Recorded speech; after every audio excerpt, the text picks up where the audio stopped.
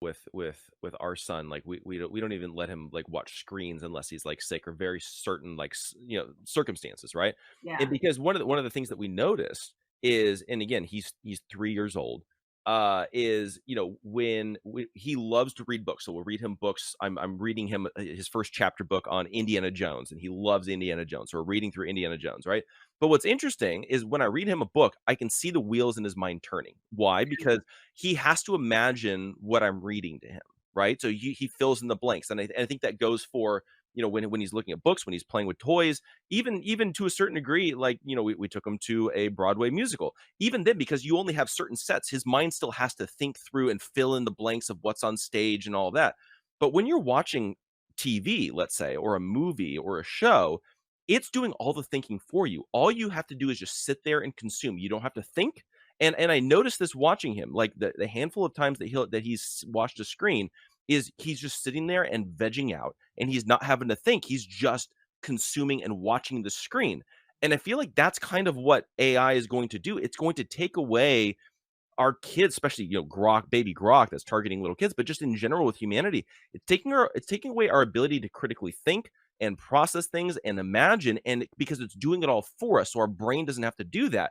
Like, that's when we start getting into the future of like the movie Wall-E, where literally we just sit there and become blobs, and it's just doing everything for us. And that, like, you're taking away what it means to be human by doing that. Absolutely. I think one of the greatest gifts God, our creator, gave us, right, was the gift of creation. And creation starts with imagination, right? So to your point, if parents start allowing their children to outsource all of their imagination at a very young age, they're denying their child the experience of one of the greatest gifts that God gave us, which is imagination and creation. And and it's interesting, and I think too, it's like part of being human, it is using your imagination and creating things, and it's the struggle, right? It's the struggle, it's the overcoming, that's, and then the joy in being successful or having victory. um that's the human experience. So if we outsource the human experience, you know it to me, it's somewhat blasphemous, and at the same time, Jeff, it's like we can't avoid AI, right? And so maybe there'll be people that condemn me that I used AI over the weekend to fix my computers. It's been a year that I was using hundreds of dollars and whatever. But you can't do a Google search without it's AI now, right? Like you and I talked about this, and do a Google search to look up um, what are the risks of, let's say, an old product, thalidomide, right? And as you said, like the Google search will, it works kind of like ChatGPT, but not as good. It'll give you a summary. It doesn't even give you links, to websites where people had done the original research anymore. It goes all over the internet, and it pulls content from a number of different resources, some of which is copyrighted material, and it presents you with a summary. So that doesn't just happen in ChatGPT. That also happens in the Google search. So it's, being a functioning member of society, talking about the mark of the beast, it's unavoidable to not use artificial intelligence. Colonial Metals Group. Get your gold and silver strategy put together today. This is, again, nothing is changing. So, what does that mean? It means that we are still in a situation here in the US, with the economy. It's like a train barreling down the track, set on fire, 90 miles an hour, with a drunken conductor heading right off a cliff. Like, that's kind of where we are with this economy. And so, especially with the US dollar, our currency, they have taken this as far as they possibly can. Everyone understands this. And this is why gold is now tier one status. That's what Ed Dowd was talking about.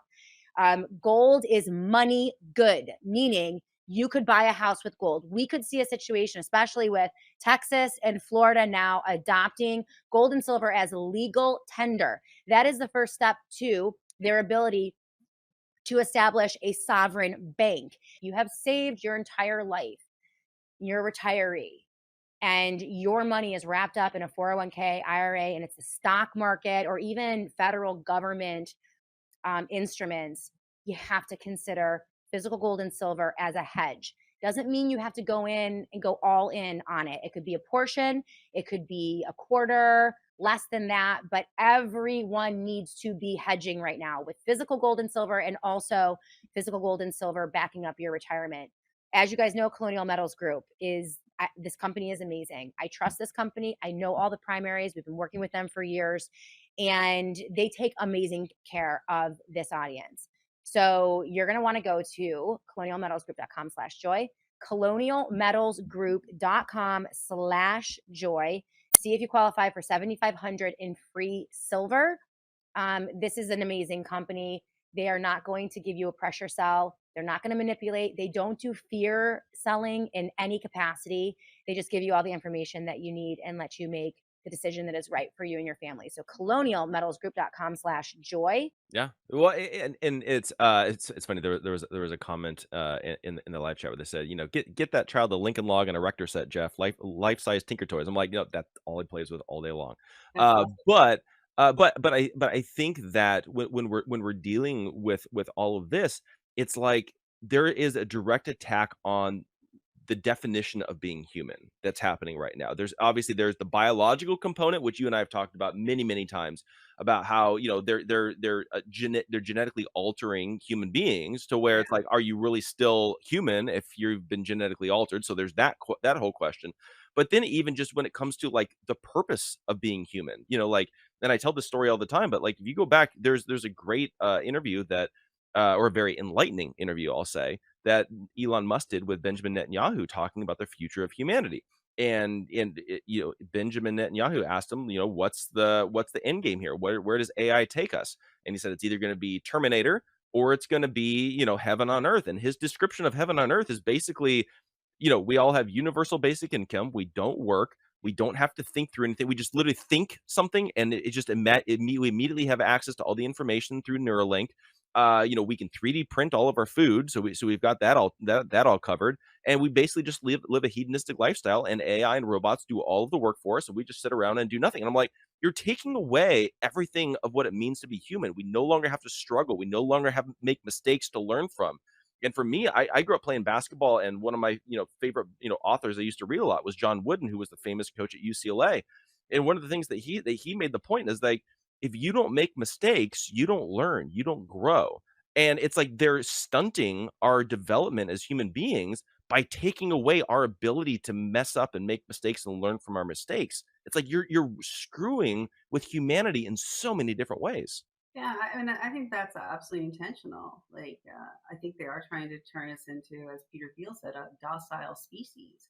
So the question is why, right? And why are they experimenting on all biological life forms? Life forms, like, why are they trying to get the carbon level down to zero? We that is the gas of life, right? That's we need that for to create oxygen from the plants and photosynthesis, and so there is this very anti-human movement happening, and a big part of it is not just changing, as Klaus Schwab said, what we're doing, but who we are, and who we are biologically as well as psychologically.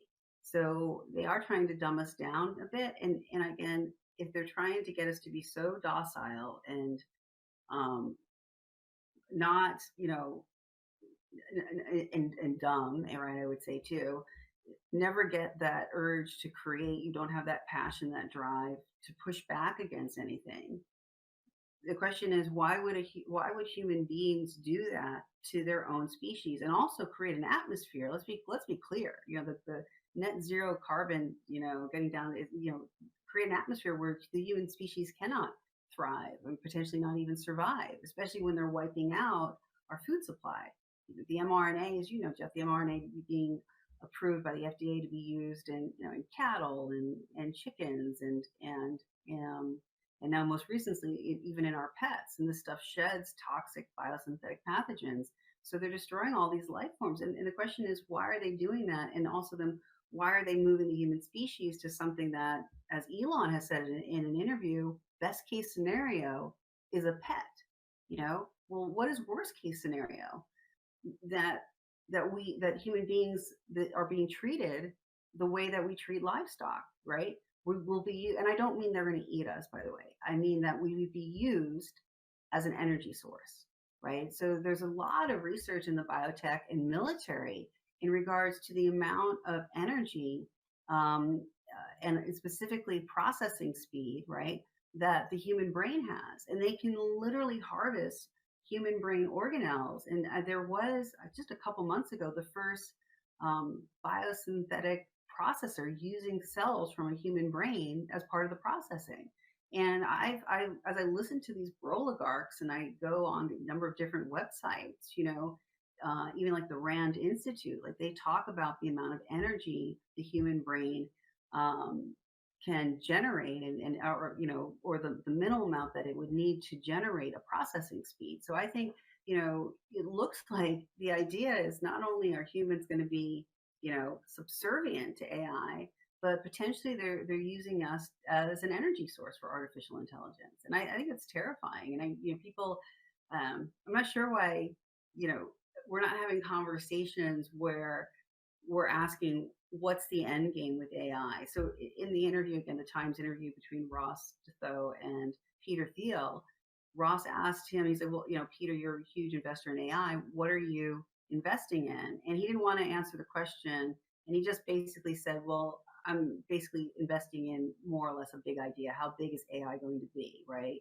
And is it going to transform the world, or is it just going to kind of be like the internet from the late 1990s, right, where it improves our GDP and our productivity by a few percentage points? So I don't know I don't really understand why